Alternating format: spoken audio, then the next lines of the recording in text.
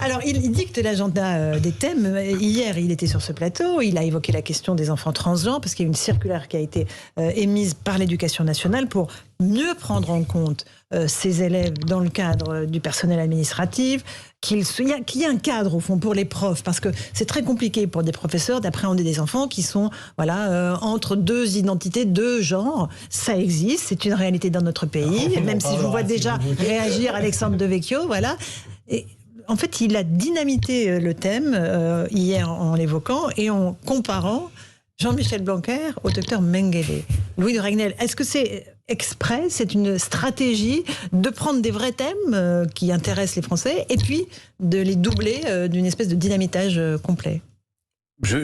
Je sais pas très bien, j'ai l'impression, puisque je regardais quand vous l'avez interviewé, d'ailleurs vous l'avez posé les bonnes questions, on avait l'impression il était très libre, totalement désinhibé, et donc lui en plus il est souvent dans une approche assez conceptuelle, donc il dit ça un peu comme il pourrait vous raconter ça dans un salon, avec des rebondissements, des gens qui disent mais non mais c'est choquant et tout ça, donc je pense qu'il a même pas fait attention à ça. Ensuite évidemment la comparaison avec le docteur Mengele est ultra choquante, non mais quand on regarde, non mais ce que je trouve un peu dommage sur cette séquence, c'est qu'il y a un vrai sujet qui est réellement, je pense, la pression des associations LGBT à l'éducation nationale, et il y a un sujet dont il faut parler, et on en a parlé d'ailleurs avec Alexandre Devecchio hier, et de l'autre côté, le problème, c'est que si, avec ces phrases-là, en fait, ça tue complètement l'intérêt pour le débat. Pour le débat.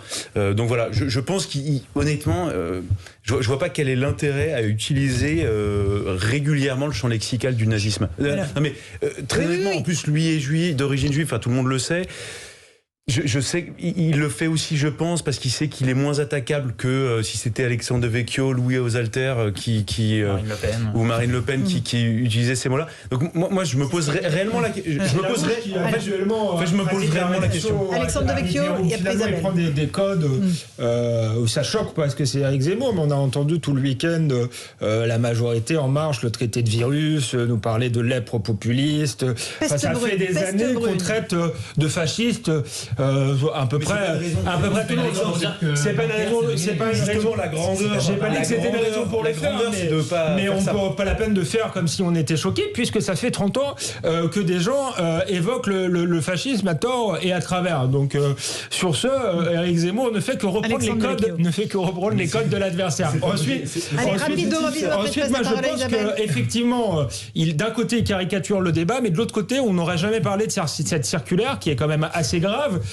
Qui explique, pour parler très clairement, que si vous appelez votre fils Alexandre, mais s'il a décidé de s'appeler Alexandra, le maître d'école devra l'appeler Alexandra. Donc on est dans une circulaire de dingo.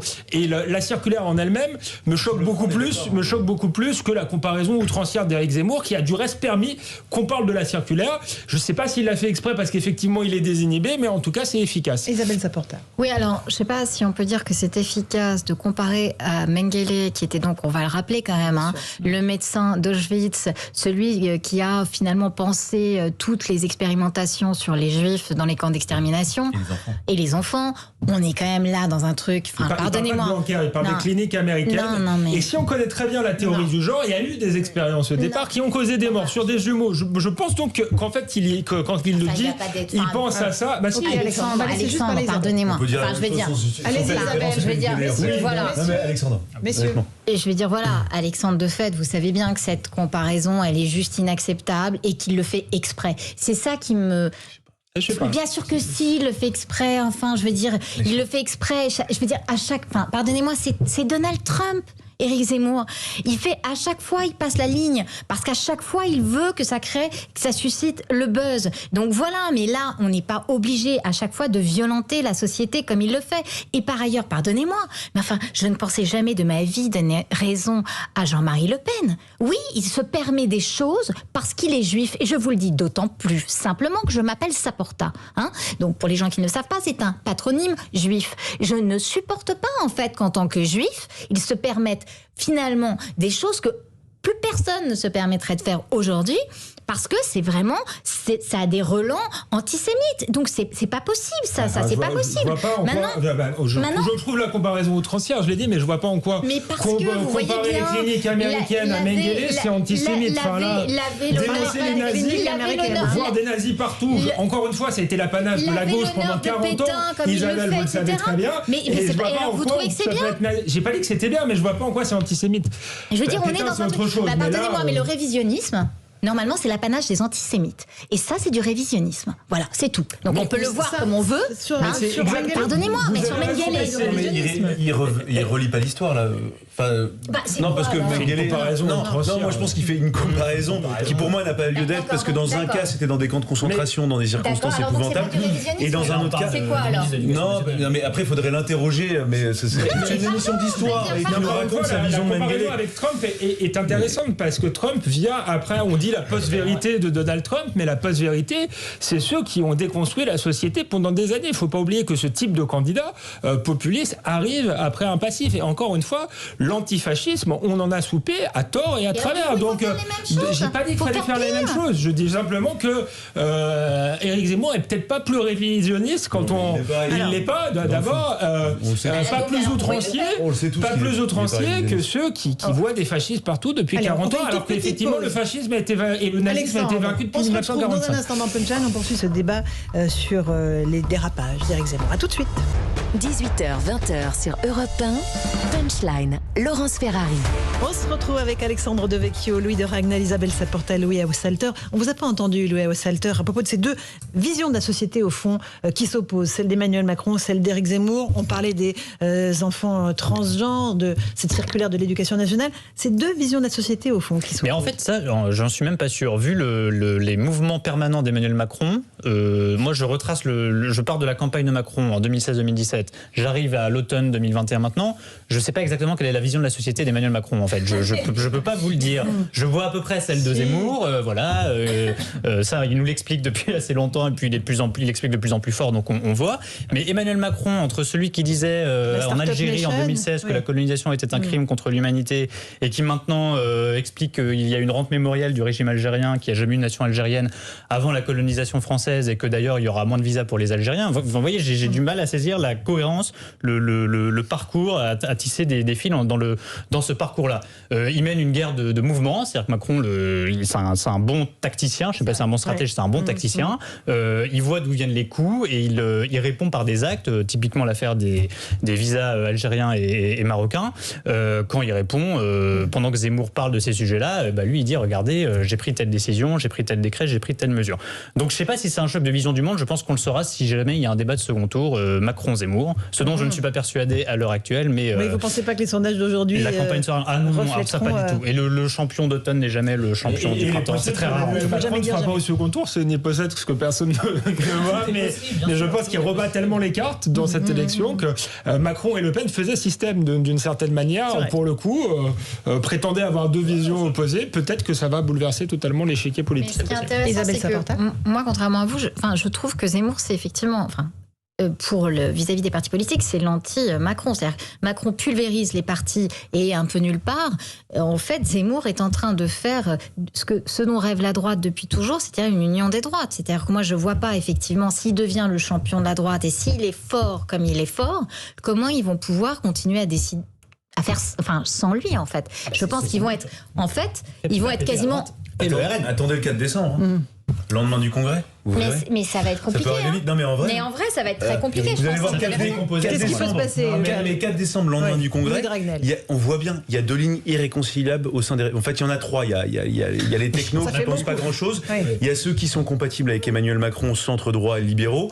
Et il y a les conservateurs. Et clairement, si c'est quelqu'un du centre droit ou libéral, dont on sait en plus qu'il a essayé de rentrer au gouvernement par le passé, d'Emmanuel Macron, qu'il a fait des offres de services pour être Premier ministre, par exemple, eh bien, pour l'électorat conservateur de droite, c'est impossible. Ils ne pourront pas voter pour lui. Et donc, mécaniquement, si vous voulez, c'est des gens qui se retrouvent parfaitement dans la vision d'Éric Zemmour sur la droite du RPR.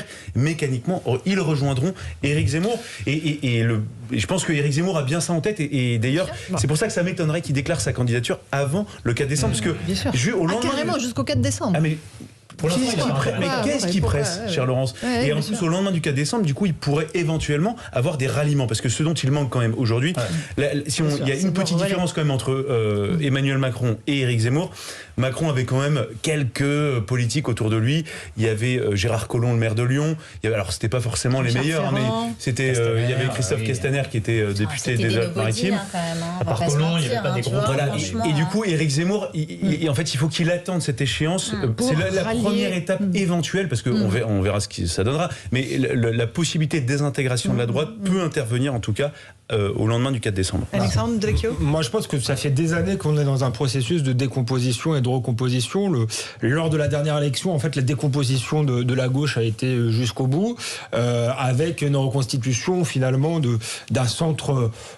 Macron a réuni les centristes de gauche et de droite, les libéraux, les européistes, et en face, il y a quand même les adversaires en réalité de la mondialisation, parce que le clivage, il est là-dessus. La mondialisation est un phénomène total, aussi bien sur le plan économique que sur le plan culturel.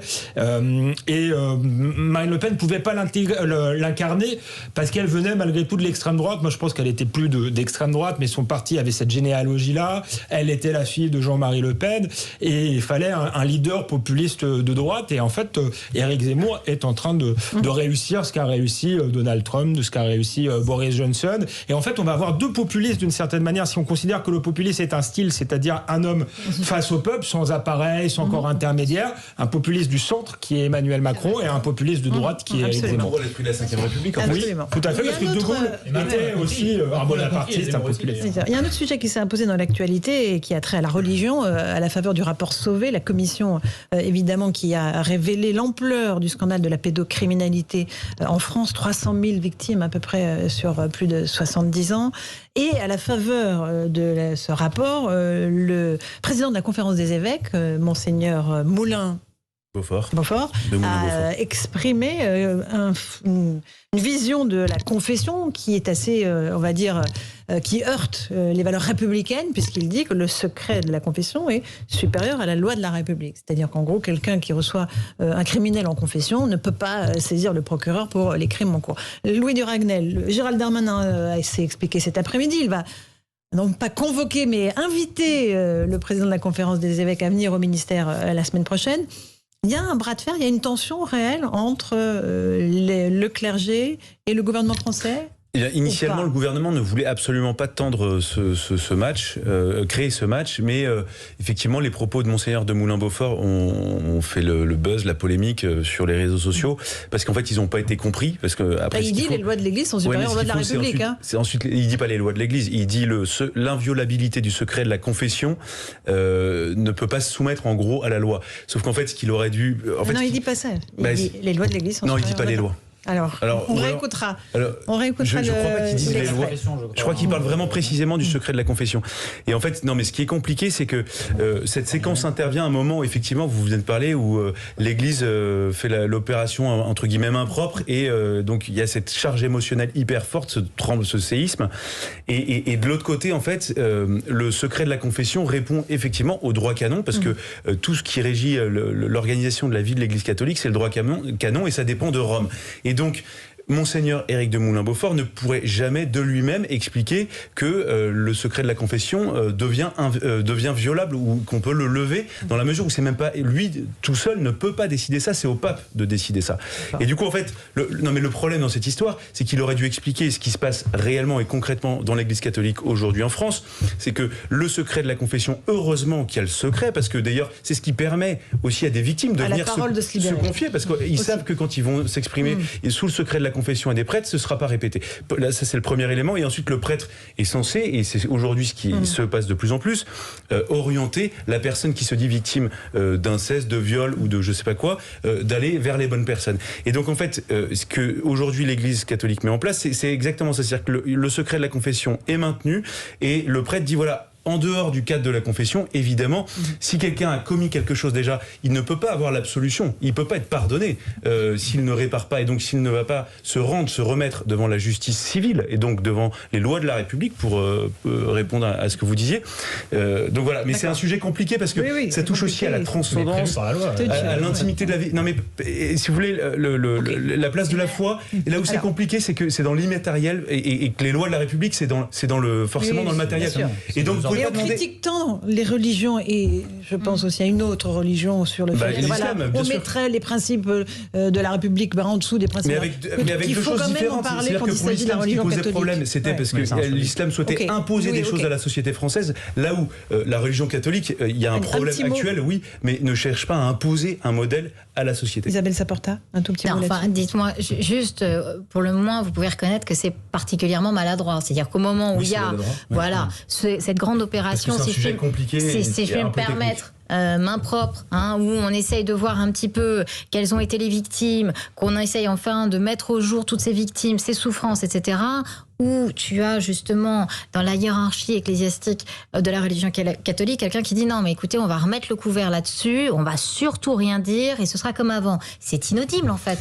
Je suis d'accord avec vous, en fait, mais c'est pas exactement ce qu'il dit. Oui, ok, on vous a bien entendu. Voilà. Juste un mot des autres. Quelque chose d'intéressant là-dedans, c'est que en fait le secret de la confession est prévu par les lois de la République. On ne le sait pas, mais moi j'ai découvert ça récemment. Dans les relations entre le ministère de l'Intérieur et les cultes, donc l'Église catholique en particulier, le secret de la confession pour un prêtre est l'équivalent du secret professionnel pour n'importe quelle profession qui serait concernée. Ça veut dire qu'un prêtre peut être poursuivi en justice s'il révèle ce qu'on lui a dit en confession. Il y a quand même des exceptions, dont les crimes sexuels sur mineurs de moins de 15 ans, je crois. Ça veut dire que là, si un prêtre entend vraiment quelque chose d'une gravité de cette ampleur, et on l'a vu en plus avec le rapport de la commission ces derniers jours, là, il y a une exception qui est prévue par la loi. Mais c'est amusant de voir que dans les relations entre l'État et l'Église, la loi prévoit cette... C'est là où le secret de la confession et pas s'oppose pas aux lois de la République, c'est que la circulaire de 2004, l'erreur est de hiérarchiser. La circulaire de 2004 de François Molins précise justement que le prêtre, comme le médecin, comme ces professions-là, ont la faculté de le lever dans certaines circonstances,